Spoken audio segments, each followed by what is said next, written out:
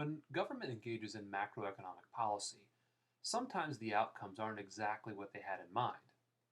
Oftentimes we see that policy is attached to unintended consequences, outcomes that weren't expected, that weren't desired, but they happen nevertheless. One of those unintended consequences is something called the crowding out effect.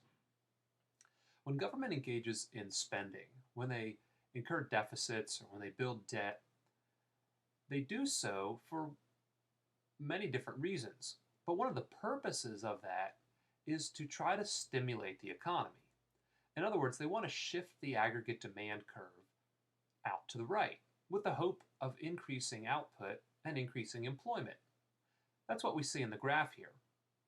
We see that as governments spend money, aggregate demand shifts to the right. Now remember, aggregate demand is essentially made up of the things that make up GDP. It's made up of consumption and investment and government spending and net exports. So if government spending goes up, then GDP is going to go up and the aggregate demand curve will shift to the right. However, other markets can be affected by this government activity. When government spends money, they need to get it from somewhere, and in the process of trying to get that money, government is increasing the demand for money.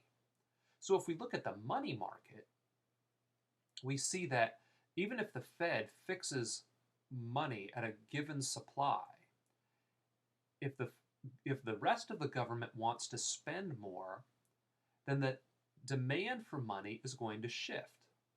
It's going to increase, and that's what we see in this graph.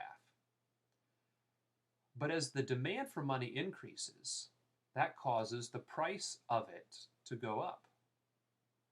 The price of money is sometimes referred to as the interest rate. The interest rate, if you remember, is the price that people pay to borrow money.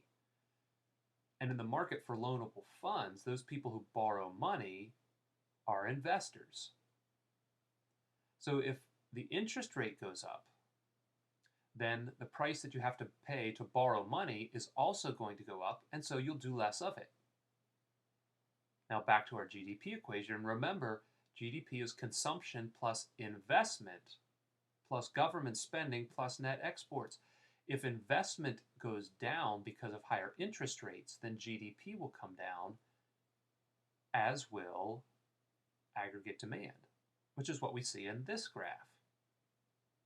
The initial move in aggregate demand to the right comes from the increase in government spending. But there's a decrease in aggregate demand as investment drops. So the impact of the government policy wasn't as great as what government had anticipated because of the crowding out of private sector investment. Government spends money, makes it more expensive for private citizens to borrow, and so there is less borrowing. This raises a very interesting question of whether or not we want GDP to go up through government activity, which can be a very effective short-run stimulus to the economy, or whether we want GDP to go up in a more gradual manner over time. Investment is extraordinarily important for an economy to grow.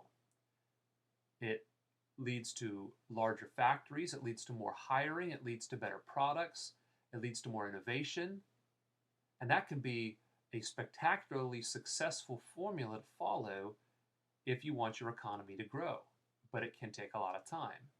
So there's a balancing act that must take place between short-run stimulus and long-run growth. Too much of the short-run stuff makes the long-run stuff much more difficult to come by. So the unintended consequence of government spending money, or one of the unintended consequences of government spending money, is the crowding out effect. It leads to less investment and perhaps a lot less long-run economic growth.